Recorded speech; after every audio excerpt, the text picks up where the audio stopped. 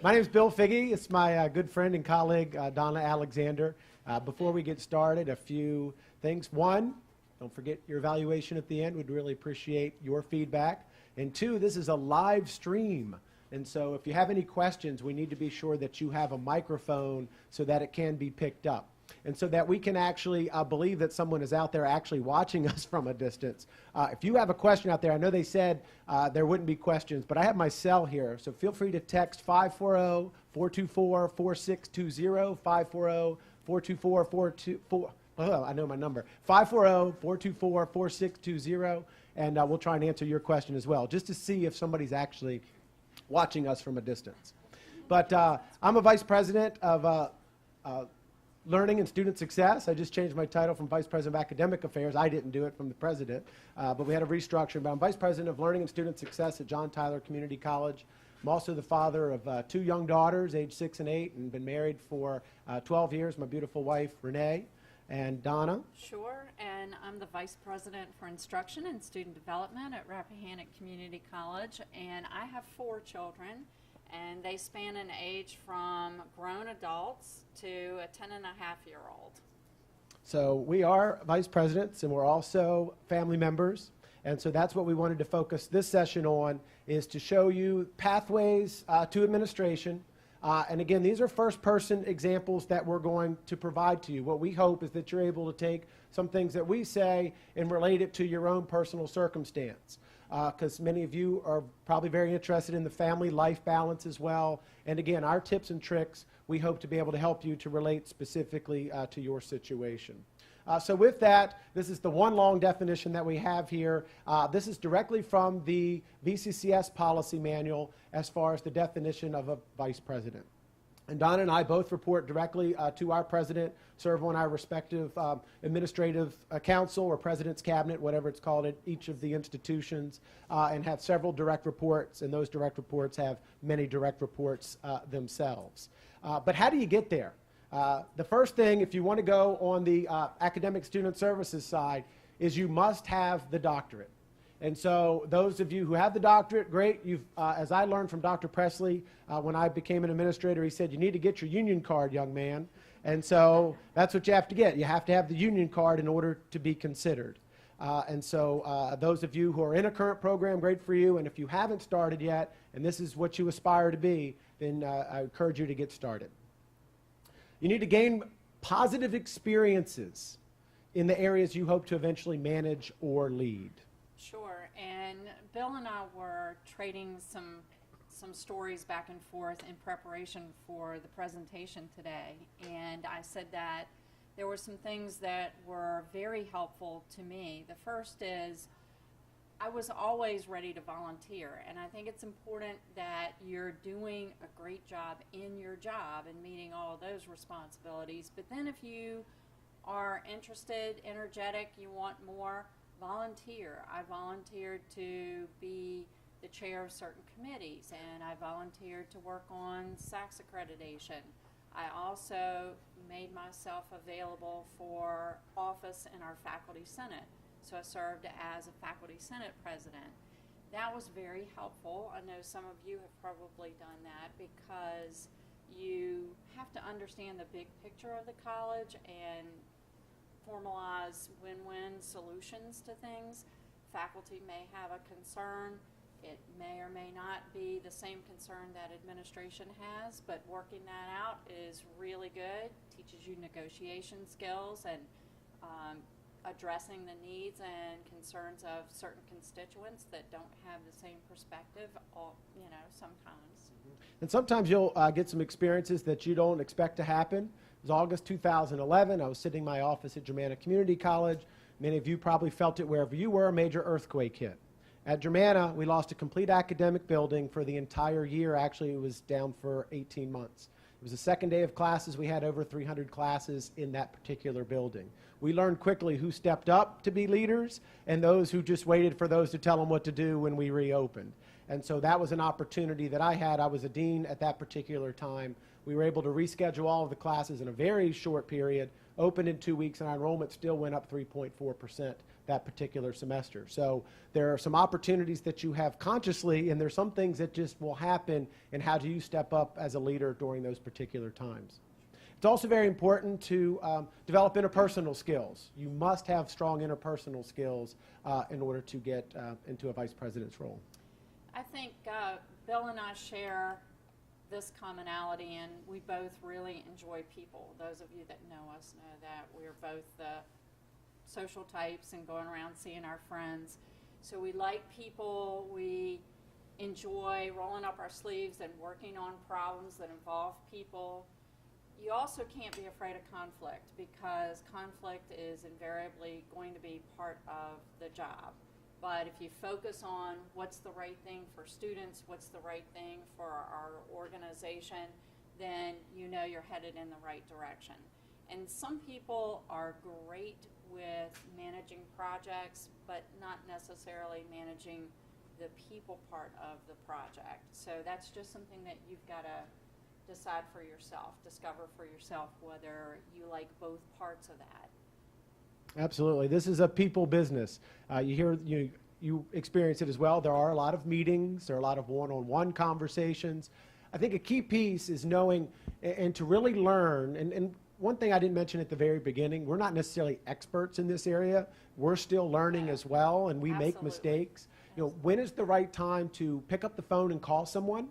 When is the right time to email someone? When is the time to go to someone's office and actually have a sit-down conversation?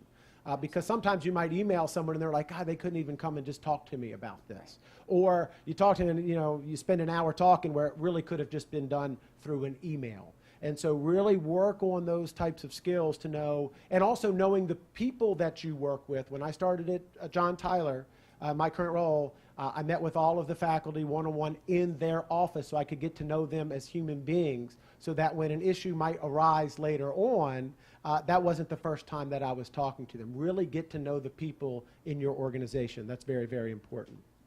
Learn policies and procedures. You really need to read the VCCS manual. How many of you have read the VCCS manual? Okay. So, scintillating reading. Yes, it is. Absolutely. If you want to take a year to read it, take it to bed about 10 o'clock or so. It'll take you about a year to get through the entire document. But seriously, that's where the policies and procedures of the system exist. And then your catalogs and student handbooks should relate to the VCCS policy manual and how each college relates their policies to the VCCS policies. Be sure you know those as much as possible, and then be sure to work within those policies and procedures to help your students, to help your faculty, and to help your staff. Absolutely. One of my supervisors, a former vice president, talked to me one time because I was trying to handle a situation, and I said, gosh, I'm not quite sure. And he said, what does the policy say? If you stick to policy, then regardless of what your opinion is about this, if you stick to policy, you will come out on the right side. So always stick to policy, because that's what we're expected to do. And so knowing that, and I think if you understand and know policy, then you also know when policy needs to be changed, and that's part of our job too. But first you have to know it. That's exactly right. And one thing too is being involved in community activities. That's something very important to be involved in your community. We've both coached our children through the YMCA, and it used to be when folks went for dean, vice president, particularly vice president or president roles, there was an expectation that you were a Kiwanis member or Rotarian, and those are still great organizations, but I think contemporary community involvement also allows for us to make a positive influence and be a representative of our colleges through going to things like PTA meetings and serving on the library board, and there's just lots of other opportunities to be out in the community. And the reason why you want to do that is to show that you can work with constituencies that are dissimilar from the academic community college communities and folks. Right, and that's some of my involvements. I'm on the Midlothian YMCA board. And so my kids do the early child care there, but I'm very much a health advocate. My wife's a health and physical education teacher, and so that's important to me personally. But we're also working on relationships with the YMCA, with the college to offer classes at the site. The Chesterfield Business Council, Chambers of Commerce, throughout our region is going to some of their meetings, going to some of their lunches. And the most fun that I have in volunteering in the community is coaching my daughter's 7, 8-year-old softball team. There's nothing more fun. I don't think about email. I don't think about any conflicts that I've had during that hour and a half, 2 hours that I'm with those girls having a lot of fun. So get involved in things that you want to get involved with, but that could also perhaps help your institution. That's the biggest advice that we have there. And then the last piece we have here is that do your job while also aspiring for the next level. I think that you have to show excellence in the current position that you're in. No one wants to, think of you having potential for the next position if you're not doing a great job where you are. There's honor and dignity at every level. And there's a quote I was telling Bill that I keep close to my heart, and it's a paraphrase of a Martin Luther King quote, and that is, whatever you are, be the best. If you're a garbage collector, be the best garbage collector that you can be. So being the best teaching faculty member or assistant dean or program head or dean, that's the best thing that you can do to get noticed, to be asked to step up and add more responsibility to your plate. Right. The number one thing that I do in making decisions is I think about how it impacts the student, how it impacts the institution, but we're student-focused first. We know some people, perhaps politicians, some, might make decisions based on the next election. I've never made a decision thinking, will this help me get to be a vice president? Will this help me become a president? No way should we think that way. What we need to think of is, how does it help our students? If you do very well where you currently are, then opportunities will eventually arise to go to the next level. But you have to do well at what you're currently doing in order to have that opportunity. And an example of that is both Bill and I were teaching faculty members who were asked to serve as interim deans by our presidents. And that's, in fact, where we met one another. That's right. A long time ago. Many years ago. Yes. And then had the mutual interests of having children and trying to balance careers and that kind of thing. Right, and that's a great segue. We're now going to talk about our specific pathways and how we got to where we are. So a little bio for you here, and Donna's going to go first. I have the traditional route. I have a bachelor's in English and a master's and a PhD in psychology, and it was drilled into my head when I was in graduate school that you can't do anything with a master's in psychology, so you better get that PhD. And so I was a little bit older when I started all of the graduate process, but I went straight through, and so I actually started in the system as a full-time faculty member, not as an adjunct, but as a full-time faculty member at Northern Virginia Community College with my PhD in hand. And so that was a good experience for me, but I had a lot of work and experience in between. I'd been an adjunct faculty member at most of the Richmond area colleges, public and private, and I had also served for 5 years at the medical school being an administrator and researcher. Get And I got my bachelor's degree at Longwood University. I was a political science major, and I was on the speech team there, and so I wanted to go to get my master's degree in speech communication, which I did. I did that at Bloomsburg University. And then I had the great fortune, my mentor hired me to teach speech classes at Longwood, fresh out of graduate school. I coached the speech team there. I did it for 3 years. I then went on to do alumni relations work for 3 years, and then did athletic fundraising for a year. All at Longwood, but then what do I really want to do with my career? And sometimes you have to think about that. Where's your trajectory taking you? So I actually took a pay cut to go back into teaching. I went to Germanna Community College, where I taught for a year, and then became an interim dean, and then did that for, 7 years, and then became the vice president. It wasn't until I became a dean that then it hit me a little harder that the next position was vice president, and I needed to get that union card. So when I started, I didn't have the doctorate. I had to do it while having young kids and also working full-time as a dean. It's tough, but it can be done. And so that was my trajectory. And I do want to say, I had my first child when I was 19. I was about 4 or 5 days from turning 20. So undergraduate and graduate was done with children. So, wow. That's very admirable that you were able to do that, because I don't know if I could have done that. But again, that's why we're here today, different perspectives of the pathways to administration. So balance life and work. And so again, here are just some questions that we have. What is important to you?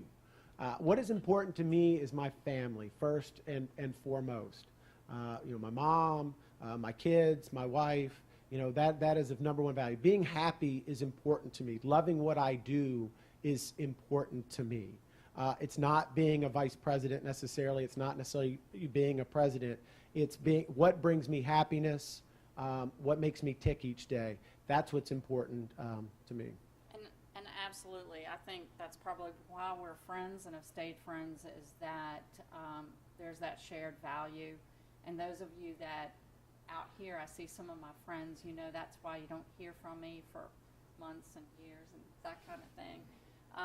When the work day is long, then I know my obligation is to be with my family. So that's the most important thing. And then, I love the rest of you too. But. Yeah, you have to make some choices sometimes. That's tough. And those of you who are going through dissertations, you understand that as well. In order to get that thing done, you've got to make certain choices. And then to communicate that out as best that you can. So Donna, how do you manage your time? I do make lists, and I have a fairly long commute, so that's a good time for me at the beginning of the day and the end of the day to organize my thoughts, organize my plans, and also in the morning talk to my assistant because she's already there, and we kind of go through the day. We meet also, my assistant and I, so I'm lucky that I've got a fabulous administrative assistant in my office who is a full partner with me, and we discuss the workflow that's coming into the office and also deadlines and workflow that needs to move out of the office. And sometimes we meet twice a week just to go over those things. And I am a list maker. I also try not to do a lot of work during the days on the weekends, and I'm lucky that my husband's a sleeper, so on Saturday mornings, if we don't have other obligations, I can usually get up around 6:30 or so, fix a cup of coffee, and work for an hour or so before they even get up in the household. Yeah, I'm a list maker as well. It's not quite a list of things to do as much as, if I happen to see a student in the courtyard and they're telling me about experience, I might put that person's name down on my list. So perhaps I can just reach out to him or her, a month or so later. So it's kind of a cheat sheet of a way to remember certain things, certain policies I know we might need to address, or things that come from our faculty senate and things that they want to get done I might write down. So it's just my way of not forgetting, because there's so many things that come before us on a daily basis and certainly a weekly basis. It's a way for me to remember those activities. I also have a great administrative assistant. She actually worked with Donna when Donna was at John Tyler, and I thought if she can work with Donna, certainly she can, work with me. So no, she's absolutely fantastic, and we have a great relationship, and that's something that's very important as well. That it's not me necessarily telling her; it's a partnership. Yes. And so if you can build that partnership with your colleagues and your staff, that is so vital to help you be able to manage your time. Donna, when are you at your best? I'm at my best all day long, right, right, Dan Graham? There are certain things that I like to do. Yes, I have more energy for physical things in the morning, but if it comes to something like reading an article that I really need to absorb or going over SACS material, I'm more likely to pull that out at night, just like I used to with homework, where because my door stays open and I am very likely to be interrupted. And for things like that, where I really need concentration and that entire time to try to get through it, then I'd prefer it at night. I prefer the morning. I try to do some of my big stuff, if you will, where I really need to concentrate first thing in the morning, perhaps before a lot of people come in. Although with the little ones and my wife teaching high school and she has to leave the house at 6:45, I'm daddy daycare in the morning, so I get them to the daycare. But if I get in by 7:45, 8 o'clock, I try and focus my attention at that time. At night, what I'll do after the kids go to bed, and certainly not every night, but that's when I'll clear email. When I mean by clear email, it's not just delete, delete, delete, delete, though. Wouldn't that be cool sometimes just to be able to do that? But what I do is that's when I might throw things into folders. That's when I clean out my email. I'll certainly respond to some, the ones that are maybe a quick yes-no type answer. Those that might require a further response, I might think about a little bit, but usually wait until the morning, again, when I'm a little more at my best to give that full response. But at night, I like trying to take my emails from 200 to like 50 so that in the morning I don't feel overwhelmed. The thing that makes me overwhelmed is when I have too many emails in my inbox. Getting them into folders, and those that I need to go back to, remember that list I have, they go on that list. And so I'm still seeing them, and I give myself that tickler. We have used technology as your friend, not your foe. Utilize Google Docs when you're sharing documents. Sometimes that can sap your time when you're just sharing documents and you read it and then it goes to somebody else. I need to do a better job with this, but use technology as your friend as best you can. Here's a big one here. Stop complaining you are too busy and just do it. Just get it done. Then go home and be with your family and friends and try not to think about work. There's some folks that any time you call them or talk to them, the first thing, I'm just so busy. I don't know how I'm getting it all done. And I'm just like, you're killing me. Just do it. Just do it. Now, at the same time, in our position, sometimes we need to be sounding boards. So those who I know I've got some folks in here that are at Tyler. There's a fine line there. Certainly, you need to be able to go into your direct supervisor or others and be able to have that crucial conversation, if you will, when things perhaps are overwhelming. But be cognizant of the fact if you always say that you're too busy, because then it's a matter of just do the work and not complain about it so much. Yeah, I read this a long time ago, and I try to use it, and I try to encourage the folks that report to me to use this strategy, and that is, if you are feeling overwhelmed, go to your supervisor and say, help me set priorities. I've got this, this, this, and this, and that's a great learning experience right there. So, maybe that'll work for you. The other thing is, I'm the type of person that I love being busy. So if I'm busy, I'm in heaven. This is good.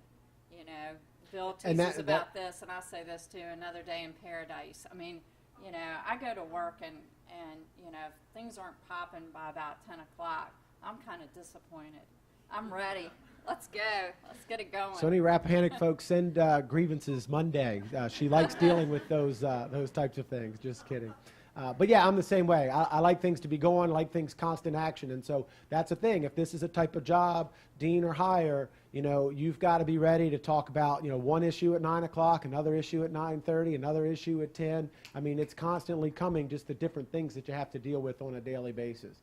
But, this is also about life and family work. And so Don and I had a little fun sharing these back and forth, and we thought we'd throw these on a slide. This is what is most important to us.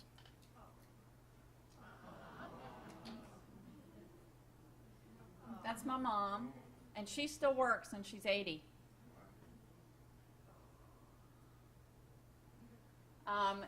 Bill thought that this was funny because, those of you that know me know I do this. This was a American Psychological Association conference in Hawaii, and of course the fam went. Both my husband and I are psychologists, so the family went. It's not just, I didn't go because I would never do that, right? How can you justify going to Hawaii, Or, my husband wasn't allowed to go. We had to take the whole family, including my mother. This is my older daughter and Manny. This is my older son, Nicholas, and his girlfriend. This is the youngest, Gray, with two of his friends, Michael and Sammy. Yeah. I think we got some of my gang. We had a little snow this year. We all know, so going out and doing the snowman. Notice that's the first time I ever went skiing. It was just 2 months ago. Notice I'm about to knock my wife over and the kids. I was trying to stay up, but we made it. That's my mom. So very good. That was daddy-daughter date night at the elementary school. That's very important for you dads out there to date your daughters. It's a piece of advice I got before my first was born. There's the dog. He's an absolute trip, and the two kiddos hanging out with him in the leaves at my mom's house. The only way we could get them to rake the leaves is to actually go out in the leaves and play a little bit, and then we got them to throw it in the bags. Their first NFL football game, my wife's a diehard Steeler fan, big birthday this year, so we went to the Steeler game. This is the U-Crops 10K race this past Saturday. It was 30 degrees, and look at them smiling, having a good time out running the 1 mile. They do the kids 1 mile. This is cool. Yeah. Halloween, my son Gray's birthday is right around Halloween, so it's a big event for us. Right, and what's funny is notice Gray's outfit, and this year look at my kid's outfit. So my two girls out there, and then it's very nice because then this is not why you want the next thing to happen, because it's just soothing and calming in the house. Is when Gray's sleeping, right? and then my two just passed out. If you can't tell, I can't wait till they're 1 grade apart. I think they could. They're so different. What's the show? Oscar and Felix. The Odd Couple. I could see them perhaps doing that one day. Notice, no pictures of us at a computer checking email. All right? What is important to you? And then be sure that you have that life, work, family balance. It is absolutely vital. It keeps you healthy. It keeps you happy. And I firmly believe that when you're happy at home, you're more happy at work. When you're happy at work, you're more happy at home. And I certainly know, and Donna could probably say this, well, Mama's happy, everybody's happy. But that's a whole different conversation and a different day. And, it goes without saying that we both have fantastic, fabulous, wonderful spouses that allow us to have the evening meetings and allow us to go away to new horizons while they're taking care of things at home. So it's really tough if you are the single parent trying to do all of that and move along in your career. Right. Absolutely. So here's some final tips and tricks for you. Then we want to open it up for questions. So we're going to give a good 10 to 15 minutes for questions. Get up early and or stay up late, to complete the tasks that you need to do. I leave work generally between 5 and 5:45 almost every day. That doesn't mean all the work is done. But again, my kids go to bed 8:30. So if I'm going to spend time with them, I need to be home. All right. And I also have the morning time, which is great. And a lot of fun. We have breakfast every morning together. But then also when I'm at work, I very rarely go out to lunch. I usually eat at my desk. When I'm at work, I'm full throttle and I'm going. And that's something, again, balancing that time. Absolutely. Be sure you get your rest, though. I'm fighting a cold. Monday morning I woke up, I was like, I don't have time to be sick. So during lunch, I actually went to the YMCA, which is right across, and I just went in the sauna for like 30 minutes. Luckily, I had a change of clothes. And I just went and just breathed in there. I was like, I don't have time to be sick. Now, some people will say, well, you don't have time to go to the sauna. Yeah, but if you get more sick, then you're out, and you're out even longer. So be sure to get your rest and to be sure to take care of yourself. Again, we talked about this before. Use your time wisely, all right? Use your time very wisely. And again, you have to figure out how that works for you. Meet your important deadlines, but know everything cannot get done in one day or even 1 week. That's where you keep those lists, know your deadlines, when things need to get done, and how can you meet those. Schedule out. Not everything is an emergency. All those folks that come in, I need to know this now. Maybe you don't need to know right now, all right? Can you schedule it out? And that's where you got to play. Again, we talked earlier, you got to know your people. There's some folks where if you don't answer them right then they're stressed and they can't do what they need to do. So again, you got to know your folks, know how you're dealing with things, but as much as you can, schedule things out so that you don't have days that you have to start at 7:30 in the morning and go till 9. You are going to have days that need to be like that, but it certainly doesn't need to be every day.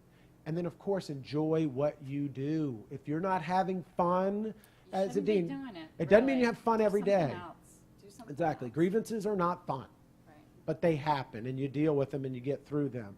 But for the most part, you should enjoy this job. And if you don't, then perhaps whatever does give you fun, that's then what you should, and enjoyment, that's what you should do. And I just want to say that over the years, I've heard people say, well, I'd like to make more money. So, you know, I think I should go into an administrative job. But if you're teaching faculty and you have your PhD, you're making almost what a dean would make. And, when you count summer. Right, when you count summer. And so you all know this, it can never be about the money, because then you're just going to be miserable. I mean, you really have to like this kind of work, I think, to excel at it and, you know, be happy to come to work. Right. Two things of real talk, if you will. My kid's first softball game was last night, and I'm the coach, and obviously I'm here. And my wife coaches as well, and we have some other folks. And so when I was leaving for the conference yesterday morning, I hated missing the first game. Imagine this, actually the real first games were all rained out. And obviously we didn't have the schedule before this conference was set. And but I sat down with the kids. I said, I'm sorry, I'm going to miss the first game. I don't think I'm going to miss any more. You know, I'm rooting for you. Play hard. Have a lot of fun. And my oldest said, oh, I understand, Daddy. Your conference is more important. And so that hits at your heartstrings a little bit. And I said, whoa, whoa, whoa, whoa, whoa. I said, this conference is not more important. I said, you're more important. And I'm going to talk to you before the game, and I'm going to talk to you after the game, and I want to hear about your experience. It's just Daddy has to do this particular commitment because I made this obligation many months ago. Had I known this game existed, I might have then come in this morning and not yesterday. You know, I might have adjusted in that way. So, you know, it's teaching those life lessons sometimes, is saying sometimes you make commitments before you know about other commitments, and how do you stick to that, all right? And then afterwards, last night when they called, I was actually at dinner, but I just got up, and we had a great time, you know, talking about their experience with the game. So remember that. And Donna, you also wanted to talk about sometimes we go through failures sometimes in these positions. Sure. Both Bill and I have applied for positions that we did not get. And we have even crossed and applied for the same position.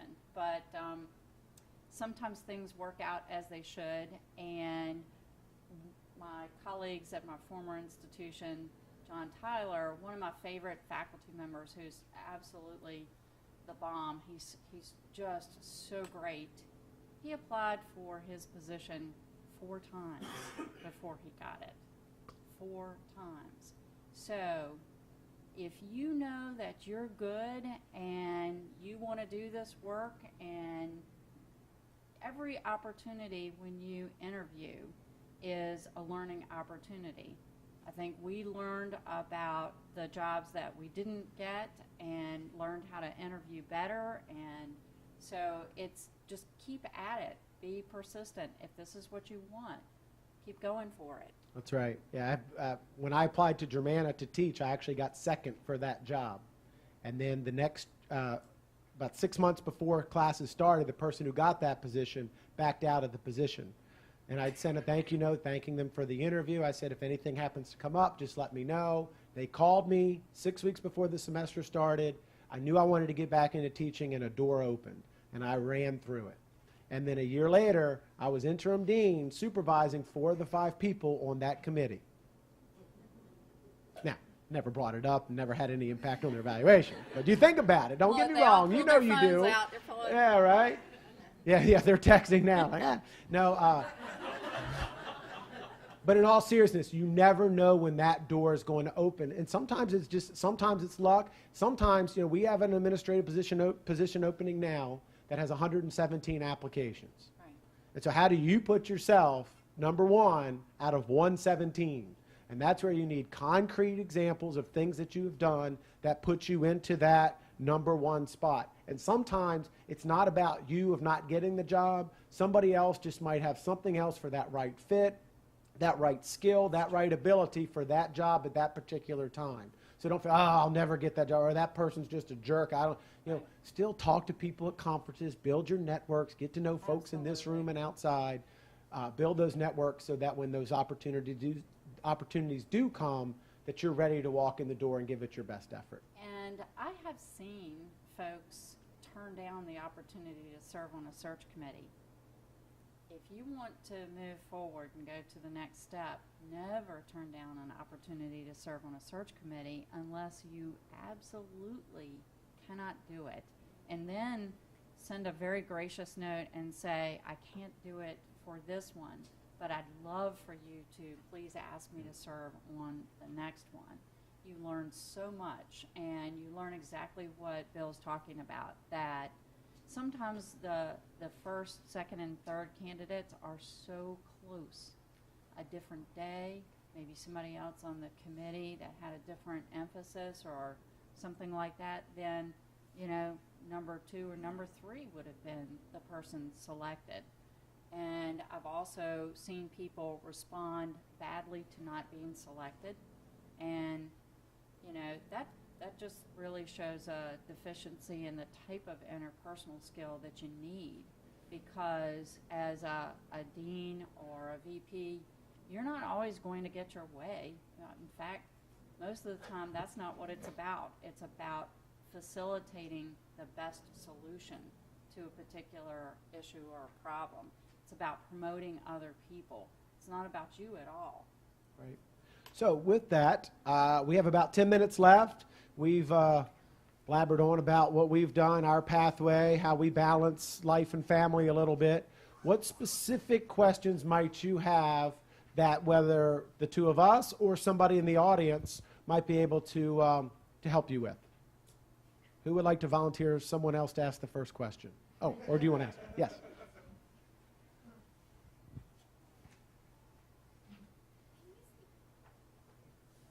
It's on the bottom. Yep.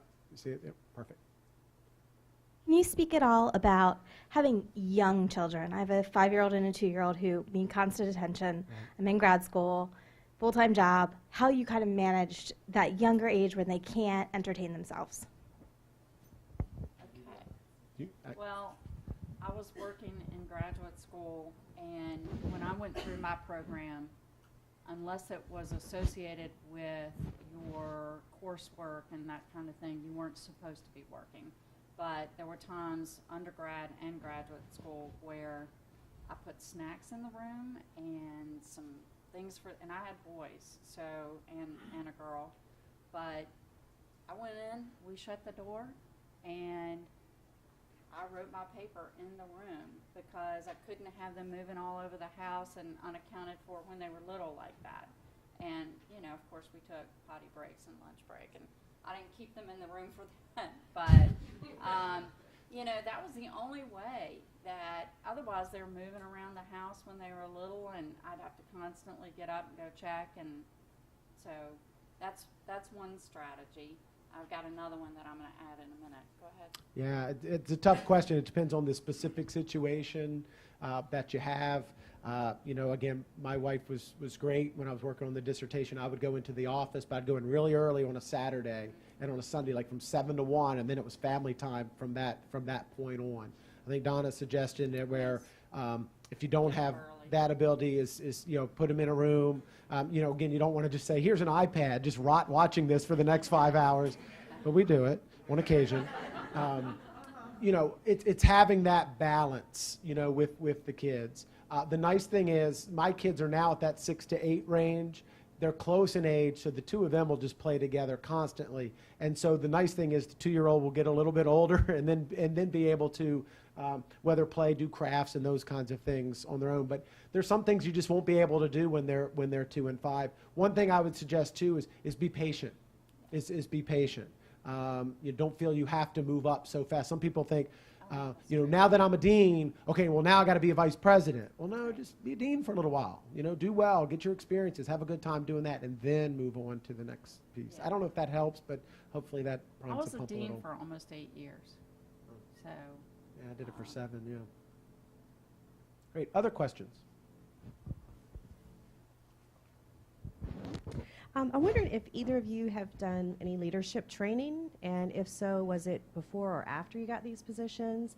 And can you speak about any value that you got out of that? I've only done through the VCCS, the leadership training that we have, and I've been fortunate that people have talked to me. I've requested conversations with folks, and they've been willing to share some of their experiences as we are today. But I'm trying to think, I don't think I've ever been in any other. Yeah, I know the VCCS now has some leadership training seminars. I did one, I think it was a full week when I started as a faculty member at Germanna. I think it was in Williamsburg. It was a wonderful program, so that's good. What those help for me more than anything, it helps with networking and getting to know, the different people throughout the VCCS and understanding how the system works. I did Leadership Fredericksburg when I lived in Germanna, so that was a community leadership seminar. And again, that helped me network in the community and get to know different folks. United Way president is a good friend of mine. We still keep in touch because we were in the same group together and did a big group project together. So I would encourage those, but don't feel you have to do every leadership program because sometimes they can be somewhat repetitive, but do what you feel you need. From a leadership standpoint, know what the curriculum is, see if that will help you. For me personally, it was the networking that I got the most out of those leadership programs. And I think taking advantage of opportunities to serve as an officer or committee chair, even of a small group for a small project, and doing some reading And about leadership. Our college has started an internal leadership program as well, and that could be something that each college might consider doing. We call it Tyler Leads, so that those who aspire to move up in leadership, what have you, or just want to learn more about the institution can join that program. Carol Carr, one of our faculties in that program, she's in the back. She can tell you all about it. Right, Carol? And Bill, can I make one comment? Because this is one of the things that's helped me so much. About maybe 6 years ago, I was helping Chris Lee, Dr. Chris Lee, everybody know who that is? I was helping him with minority recruitment, and we were at VCU's graduate school for one of their open houses, and we were just chit-chatting while we were there to try to recruit folks. And I was talking about some things that I was doing over the weekend, and he looked at me and he said, "You are a professional woman. You need household help." That man saved my life. Probably saved my marriage. I had never had, other than family, brothers, sisters that watched my children or whatever, we had never hired anybody to do anything, not cut the grass, not anything. I have a wonderful woman that comes over and helps me with the housework once a week. Yeah, that's a good point. Otherwise, I'd be doing it all week long, and weekend too. And that's not good for your soul. You've got to have some time when you're focusing on your children and some leisure activities. Right. Remember the line earlier, when Mama's happy, everybody's happy. So Donna's happy going home to that clean house. Other questions? And that goes for the guys too. You shouldn't be going home, and it's not just the women in the group. The men too, you shouldn't be going home and working all week long and then working, not if there's any way that you can. Yeah. You can avoid that. That would be good. Right. I just wondered if both of you have like your number one best habit, and also maybe your number one pitfall that you've learned from, in just daily little things. You go first. Ladies first. Oh my gosh.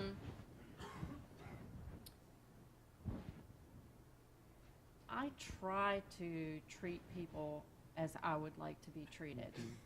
I'm not saying that I always do that, and there's some folks in the audience that might be able to keep me honest on this one, but I like people, and I enjoy seeing other people be successful and enjoy coming to work.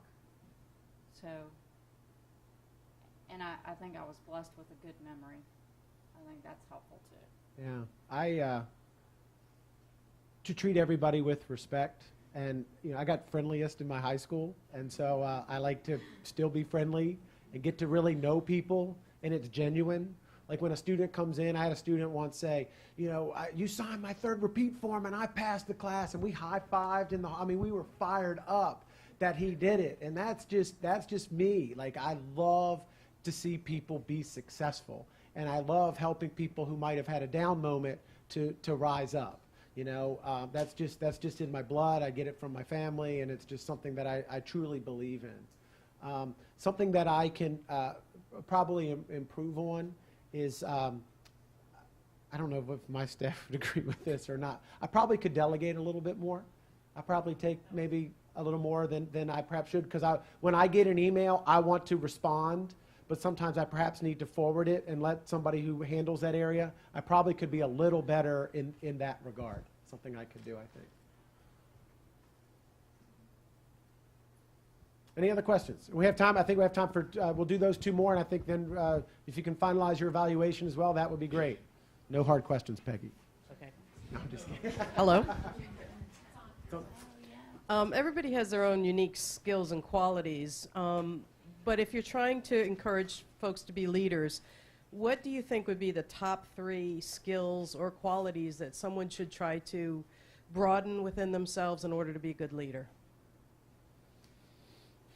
Is that too hard? Well, it's not necessarily hard. It's, thinking of the top 3. I think one is being genuine. These aren't in a specific order, again, just thinking off the top of my head. You need to be responsive.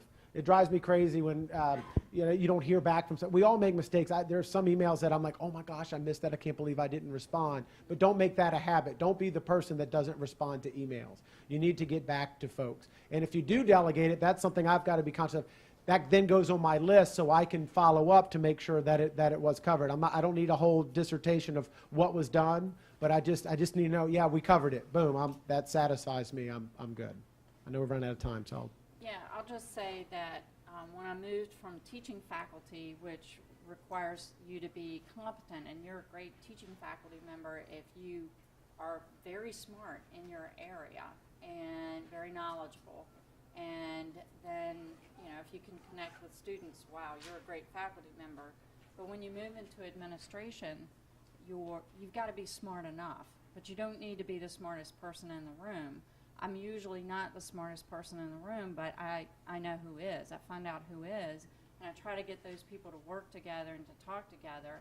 And if they are successful and do well, then, hey, it's all good for me. So that's what I think is, learning how to facilitate success in other people, figuring out what their talents are, getting them together. Let people do what they're good at. Yes. That's their best at. Yeah, stay out of their way. Simple question. What do you use for your list maker? I just use email. I email it to myself because I'm always on email. So, I can pull up, I call it stuff to do. So I click on, I go subject, stuff to do. Okay, I've covered that. Or, oh my gosh, I meant to do that 2 weeks ago. Or, I need to get back to that. Or, I want to contact that person. So I just use the all thing email. My wife and I, there's an app called AnyList. If you haven't used it, that's great for grocery shopping because I can just put it, hey, get milk, or she'll say, hey, stop and get cheese, or whatever. And there's an AnyList. That's a great app for grocery shopping as well, and probably for stuff to do that can be shared. I have an iPhone, and there's a little icon called Notes, and so I'll use that if that's what I have available. I am not. I don't care if I have a pen and paper. I'll make it on pen and paper. If I've got my iPhone, then I'll make it on the iPhone. If I'm sitting in front of my computer, then I'll maybe save it or email it to myself, any one of those. And a colleague reminded me that I have gone through the Virginia Network Leadership Seminar. So that was wonderful. Yeah. I highly advise you to get involved with that. Absolutely. Well, thank you all for coming. Key thing is, be sure if you don't, if you're sitting next to someone from your school, meet somebody either in the hall when you go. Use this as an opportunity to network with at least one person that you don't already know. Because who do we eat lunch with? Who are we going to sit with at Ken Bain? It's going to be the people that you just know. I encourage, take this opportunity to really get to know people. That's how Don and I got to know each other, working at separate schools, but we just built a friendship through our collegiality. So thank you all for coming. Thank you Really so appreciate much. it.